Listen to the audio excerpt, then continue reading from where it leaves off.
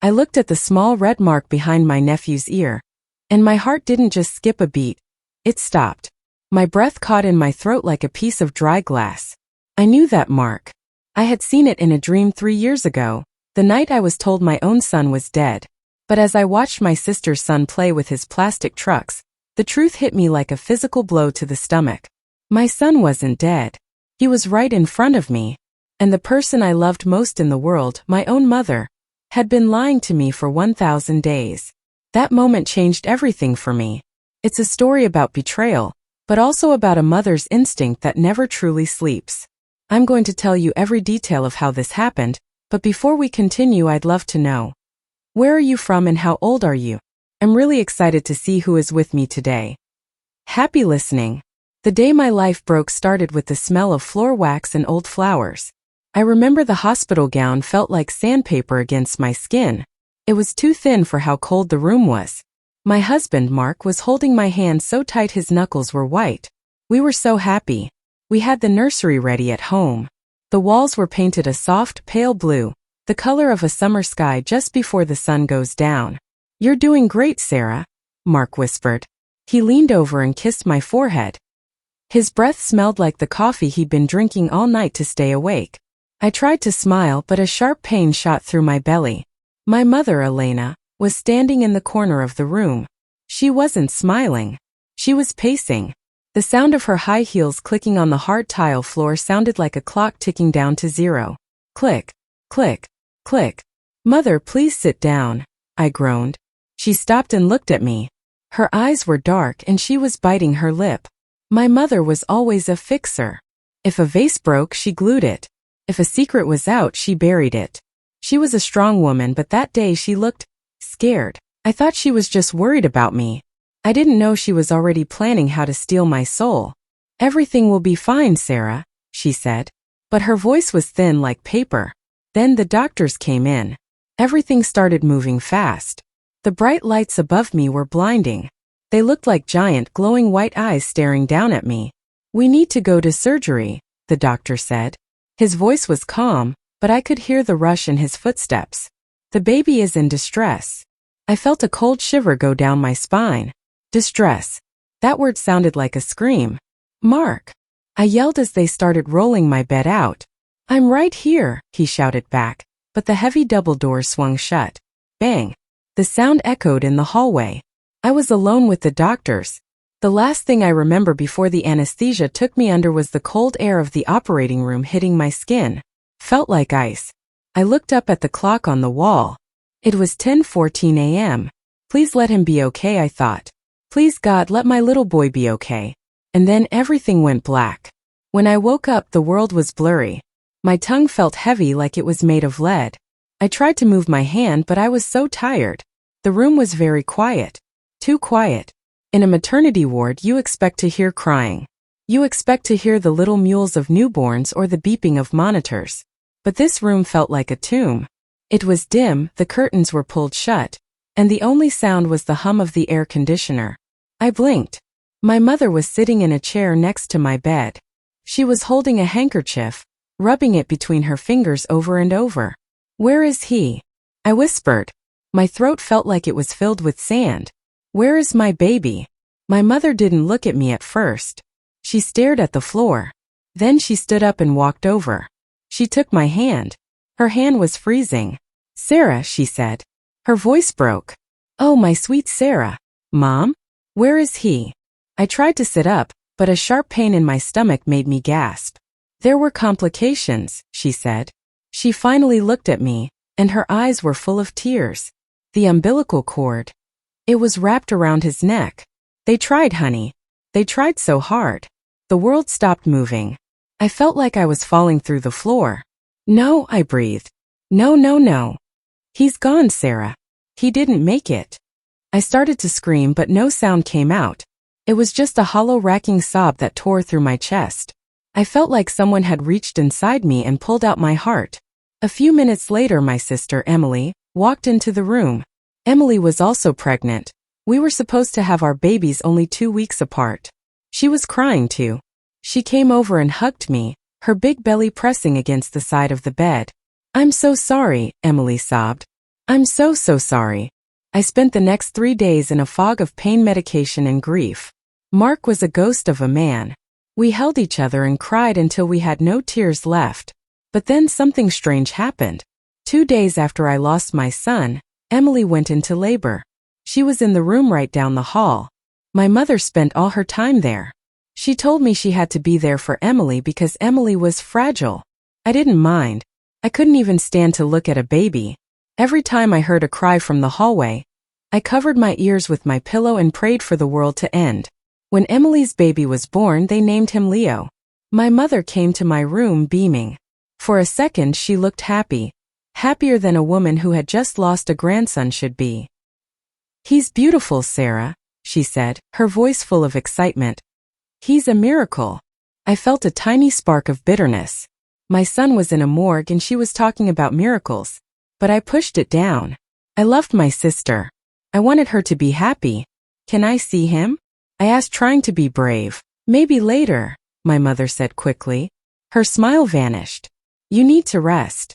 You're not ready for that yet." I thought she was protecting me. I thought she was being a good mother. Time doesn't heal wounds. It just covers them with scars. 3 years passed. I never had another baby. The doctor said the surgery had been difficult, and it might be hard for me to conceive again. Mark and I stayed together, but there was always a shadow between us. The shadow of the son we never got to hold. We spent every weekend at my sister Emily's house. Leo was 3 years old now. He was a bright, happy toddler with curly brown hair and big, soulful eyes. I loved Leo, but sometimes it was hard to be around him. He was the same age my son would have been. I would watch him run through the grass and think my boy would have been that tall. My boy would have had that laugh.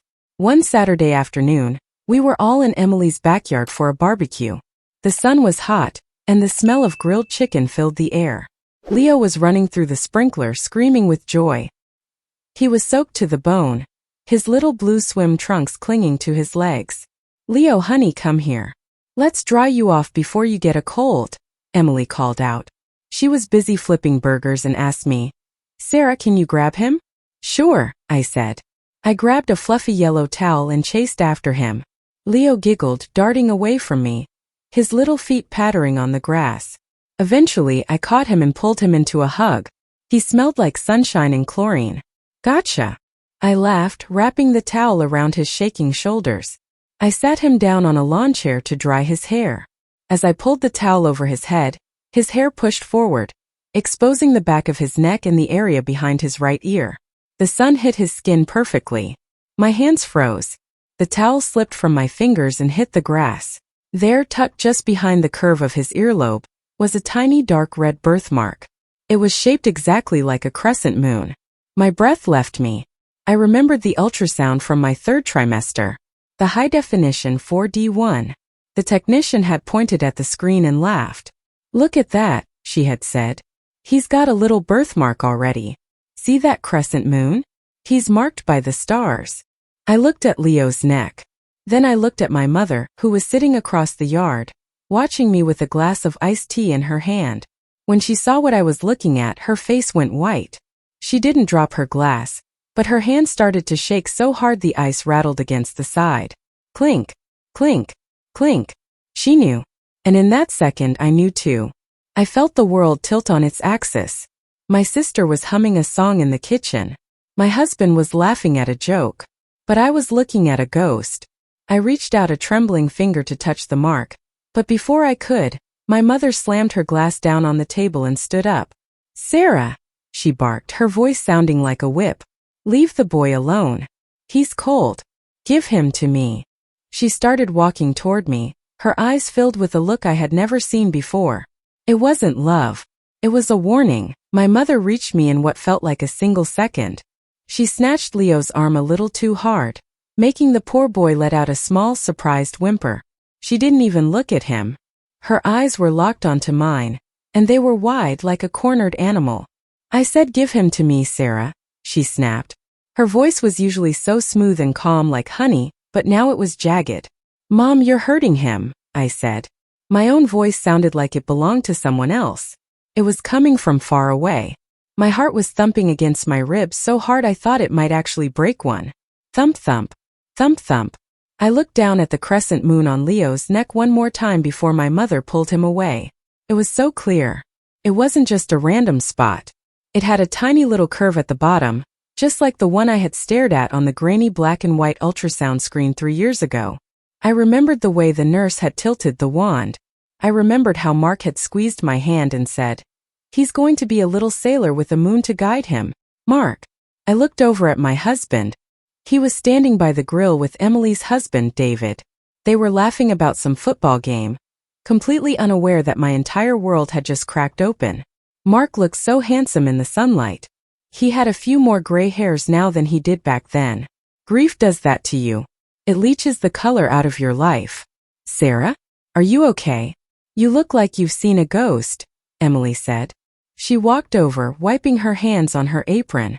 She looked at me, then at our mother, then at Leo, who was now hiding behind my mother's floral skirt. I just got a dizzy spell," I lied. The lie felt thick and oily in my mouth.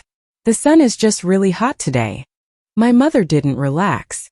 She stood there like a stone wall between me and Leo. "You should go inside, Sarah. Go lie down in the guest room. The heat is getting to your head." She wasn't suggesting it. She was ordering me. I nodded slowly, my mind racing. I needed to get away from her eyes. I needed to think. I turned around and walked toward the sliding glass door. Every step felt like I was walking through deep water. The sound of the backyard, the splashing water, the sizzling meat, the birds chirping. All of it felt fake.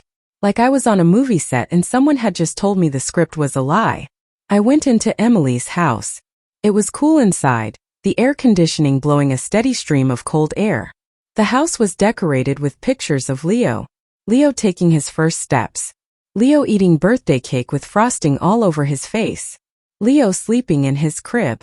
I stopped in front of a photo on the hallway wall. It was a picture taken the day Leo came home from the hospital. Emily was sitting in a rocking chair, looking exhausted but happy. My mother was standing behind her, a hand on Emily's shoulder. I leaned in closer. I looked at my mother's face in that photo. She wasn't looking at Emily. She was looking at the baby in Emily's arms with a look of intense, fierce possession. It wasn't the look of a grandmother. It was the look of a gatekeeper. I felt a sick feeling in my stomach. I remembered the night I came home from the hospital without a baby. My house was so quiet. The nursery door was shut. My mother had stayed with us for 2 weeks. She was the one who packed up the baby clothes. She was the one who told me it was too painful for me to look at the tiny socks and the little hats. "I'll take care of it, Sarah," she had told me back then. Her voice had been so kind. "You just focus on healing. I'll make sure everything is handled." I had stayed in bed, crying until my eyes were swollen shut, while my mother moved boxes out of my house. I thought she was saving me from my grief. Now a cold thought crept into my brain. Was she saving me? Or was she hiding the evidence? I walked into the kitchen and grabbed a glass of water. My hands were shaking so much the water spilled over the rim. I heard the sliding door open behind me. I froze. "Sarah." It was Mark. He walked in, his brow furrowed with worry. He put his hands on my shoulders and for a second I wanted to turn around and scream the truth at him. "Our son is outside. He's wearing blue swim trunks and he's playing in the water." But I couldn't. What if I was wrong? What if grief had finally made me go crazy? You can't just tell your husband his dead son is alive because of a tiny red mark. It would destroy him all over again. "I'm okay, Mark," I whispered. I forced myself to take a sip of water. "Just a headache." "Your mom seems worried about you," Mark said. He started rubbing my neck. "She told me you were acting strange out there. Maybe we should head home early." "No," I said a little too loud. "No, let's stay. I want to spend more time with Leo." Mark looked surprised. Usually after an hour or two of playing with our nephew, I would get quiet and want to leave. It hurt too much to be around a child that was the what if of our lives. "Okay," Mark said slowly. "If you're sure." I went back outside, but I stayed in the shade of the porch. I watched. I didn't just look, I watched everything. I watched how my mother wouldn't let Leo more than 5 feet away from her. I watched how Emily seemed almost disconnected from him. Emily was a good mom, but she was always a bit distracted. She didn't have that lioness energy that some moms have. Then I remembered something. Something that made the blood drain from my face. The day Emily gave birth, there had been a storm. A massive one.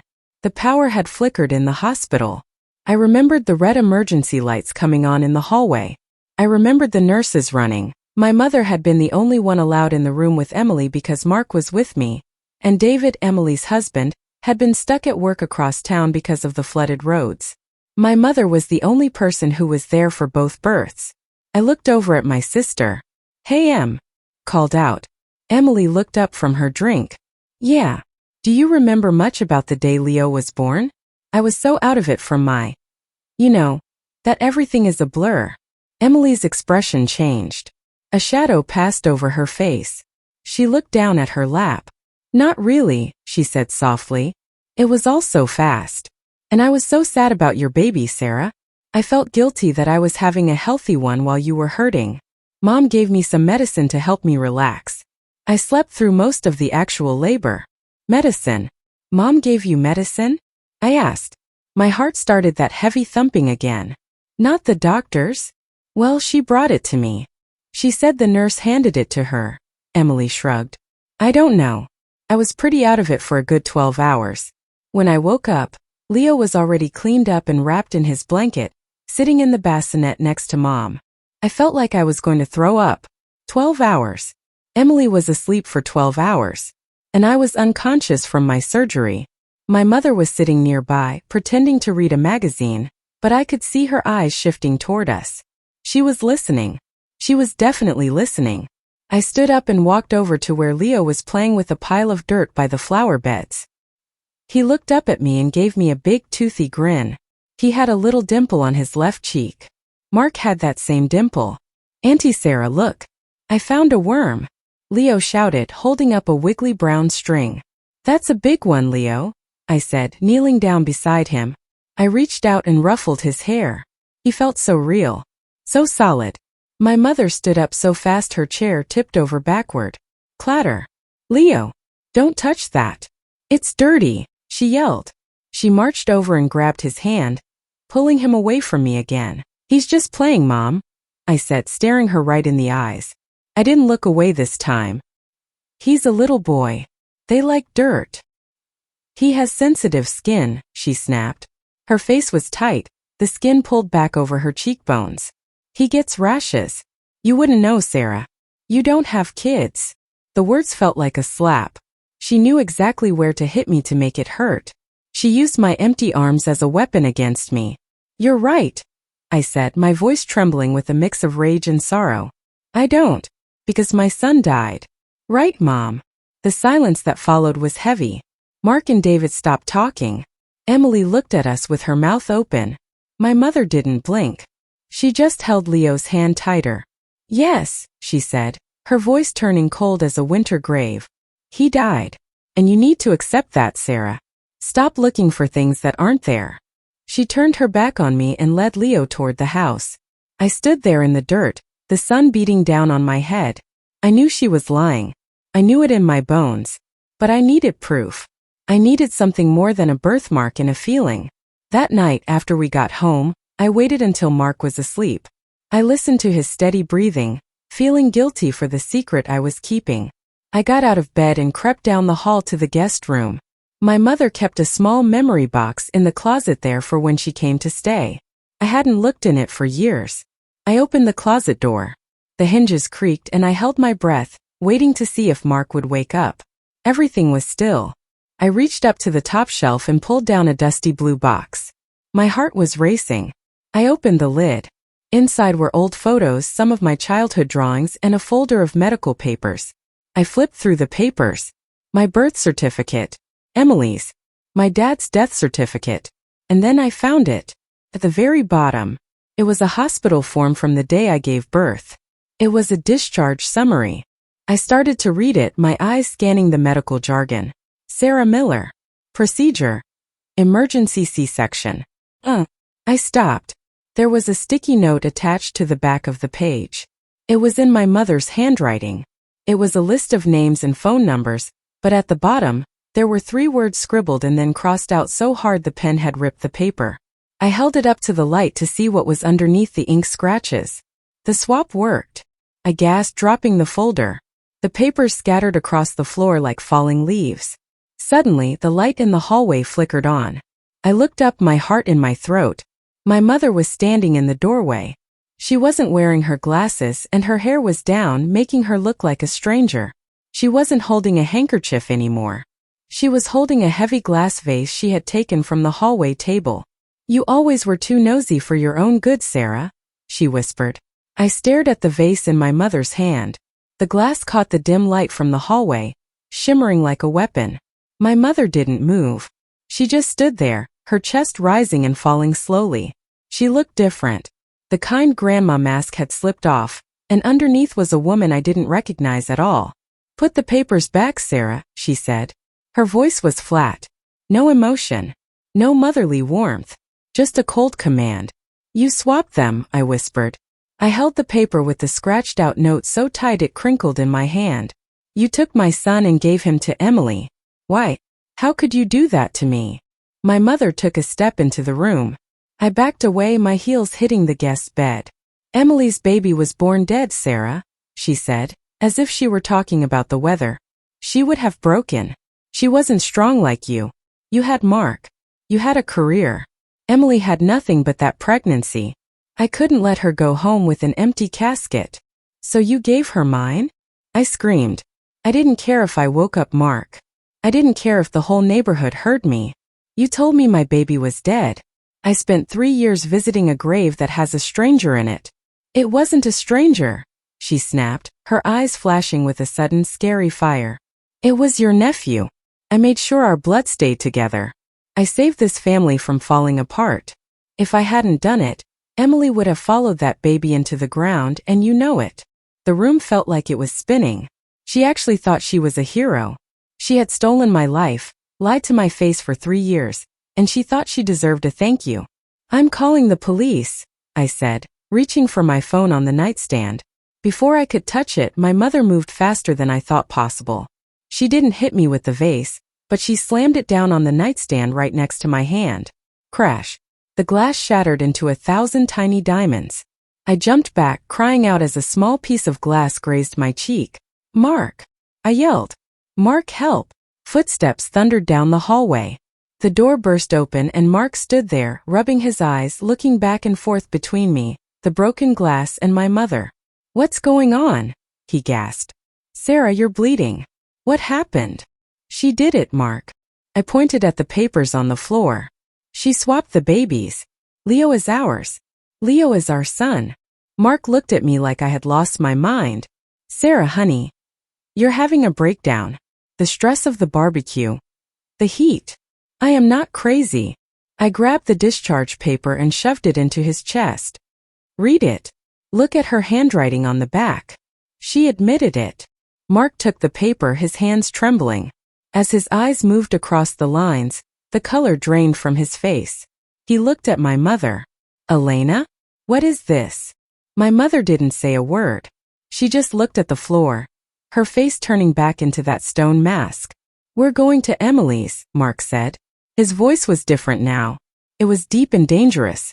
"Right now." The drive to Emily's house felt like it took a lifetime. The streetlights passed by like glowing ghosts. Mark was driving so fast the tires screeched around every corner. My mother was in the back seat, sitting perfectly still, staring out the window. She hadn't said a word since we left the house. I sat in the passenger seat, my heart feeling like a trapped bird fluttering in my chest. I kept thinking about Leo, my son, the boy I had watched from a distance, afraid to love him too much because it hurt. I wanted to grab him and never let go. I wanted to tell him I was his mother. When we pulled into Emily's driveway, the house was dark. It was 2 o'clock in the morning. Mark didn't knock. He had a spare key from when we used to house sit. He unlocked the door and threw it open. "Emily! David! Get down here!" Mark shouted into the quiet house. A few seconds later, we heard movement upstairs. David came to the top of the stairs in his pajamas, squinting at the bright hallway light. "Mark? Sarah? What's the matter? Is someone hurt?" Emily appeared behind him, rubbing her eyes. "Mom? Why are you guys here?" "Sit down," Mark said. He walked into the living room and turned on every single light. The room was suddenly blindingly bright. We all sat in a circle. The air was so thick with tension you could almost touch it. My mother sat on the edge of a chair, her hands folded in her lap. Emily looked terrified. She kept looking at me, then at the floor. "Emily," I said, my voice shaking, "I need you to tell me the truth about the night Leo was born. Think back. Did you actually see him come out? Did the doctor hand him to you immediately?" Emily started to cry. "Why are you doing this, Sarah? We had such a nice day today. Why are you bringing this up again?" "Because Leo has my birthmark, Emily," I yelled. "The one from my ultrasound. The one Mom told me was just a coincidence." David looked at Emily, his face pale. "Emily? What is she talking about?" Emily looked at our mother. She looked like a little girl again, begging for help. But my mother didn't look back. I was so tired," Emily sobbed. "Mom gave me those pills. When I woke up, the room was quiet. Mom was holding a baby wrapped in a pink blanket. She told me it was a girl and that she didn't make it. I cried so hard I thought I'd die. But then Mom left the room for a minute, and when she came back, she was holding a boy. She said she made a mistake. She said the nurses got the blankets mixed up. She said Leo was mine." My jaw dropped. "She told you the first baby died?" "Yes," Emily whispered. "I thought I lost a daughter. But then she brought me Leo and said he was my son. I was so happy he was alive I didn't ask questions. I didn't want to think about it." I turned to my mother. "You told her baby died so you could give her mine? You played with both of our lives like we were dolls." My mother finally looked up. A chilling smile spread across her face. "And look how happy you all were. Emily had a son. You had a nephew. If you had never seen that mark, we would have been a happy family forever." "He's my son," I said, standing up. "He's mine and I'm taking him home." "You can't do that," Emily screamed, jumping up. "I raised him. I changed his diapers. I'm the only mother he knows. You can't just take him." "He's not your blood, Emily," Mark roared. "He's ours. You've been living a lie for 3 years." The house was filled with screaming. David was trying to hold Emily back. Mark was pointing at the door, and I was heading for the stairs. I needed to get to Leo. I needed to see him. I ran up the stairs, my feet heavy on the carpet. I reached Leo's door. It was painted with little blue stars. I turned the handle and pushed it open. The room was empty. The window was wide open, the white curtains fluttering in the night breeze like ghosts. Leo's favorite teddy bear was lying on the floor, but the bed was cold. I ran to the window and looked down. Below, in the shadows of the backyard, I saw a figure running toward the woods at the edge of the property. It was my mother, and she was carrying a small, struggling bundle in her arms. "No!" I screamed. I didn't think. I didn't wait for Mark or David. I vaulted over the windowsill and dropped onto the soft grass below. My ankles stung as I hit the ground, but I didn't care. I could see the white flash of my mother's nightgown disappearing into the thick line of trees behind the house. "Give him back!" I screamed, my voice tearing through the quiet night. I ran faster than I ever had in my life. The branches of the bushes scratched my arms, and the cold mud seeped into my shoes, but I kept my eyes on that white shape ahead. Behind me, I could hear Mark and David shouting, their flashlights cutting through the dark like yellow swords. I reached the edge of the woods. It was pitch black under the trees, but I could hear the sound of heavy breathing and the snapping of twigs. "Mom, stop!" I yelled. "You have nowhere to go." I pushed through a thicket of pine trees and saw her. She was standing at the edge of the old stone bridge that crossed the creek. The water below was rushing fast because of the recent rain. She was holding Leo tight against her chest. He was awake now, crying and kicking his little legs. "Mom, please," I said, slowing down. I held out my hands, palms up. "Just put him down. We can talk about this." My mother turned around. Her hair was a mess, sticking to her face with sweat.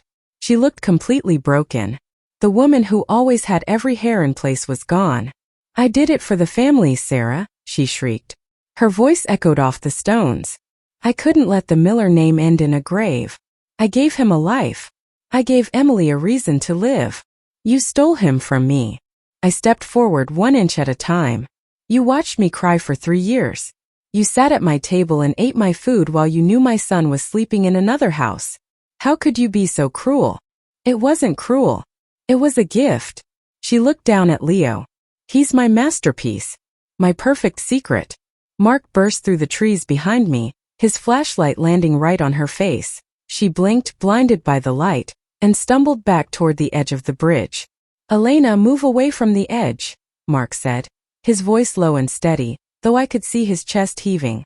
Give us our son. Leo saw Mark and reached out his tiny arms. Daddy, he whimpered. The word hit me like a physical wave. He didn't know Mark was his father, but in that moment of fear, he reached for the man who was meant to protect him. My mother looked at Leo, then at us. For a second, I saw a flash of real fear in her eyes.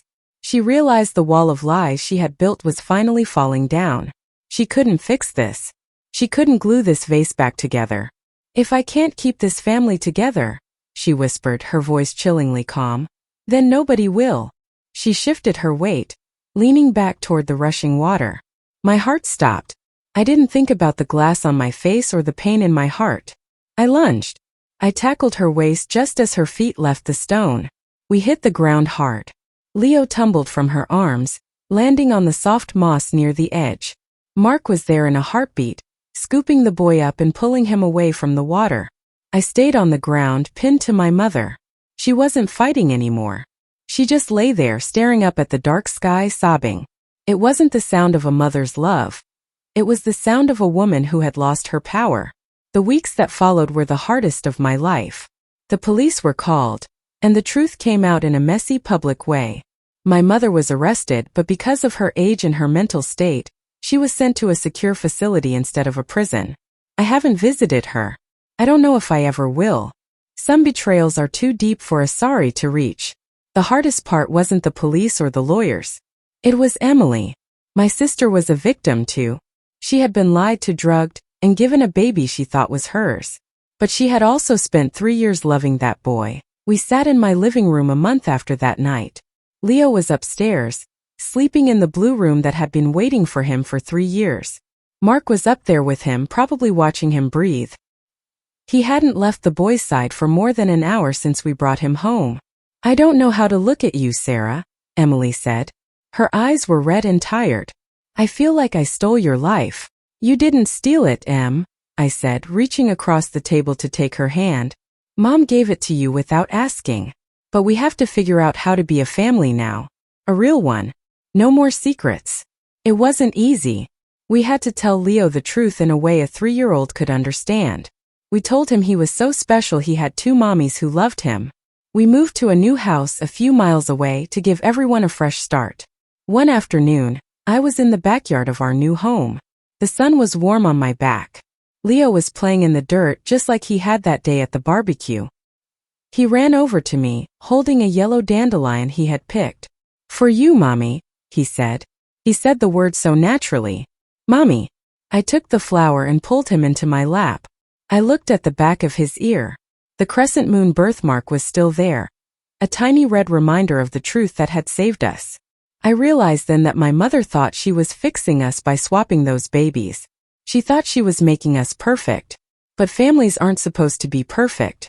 They are supposed to be honest. They are supposed to be built on trust, not on a foundation of stolen moments and hidden graves. I looked at my son, my real living son, and felt a peace I hadn't known in years. The hole in my heart was finally filled. Not because I had a child, but because the truth had set us all free. We had lost 3 years and we could never get them back. But we had the rest of our lives. And as Leo laughed, chasing a butterfly across the grass, I knew that the stars had been watching over us all along. They had marked him for me, and they had guided him home. I'm so glad you stayed with me until the very end. I'd love to know which part of the world you're watching from, so please drop your city in the comments. I truly cherish reading them.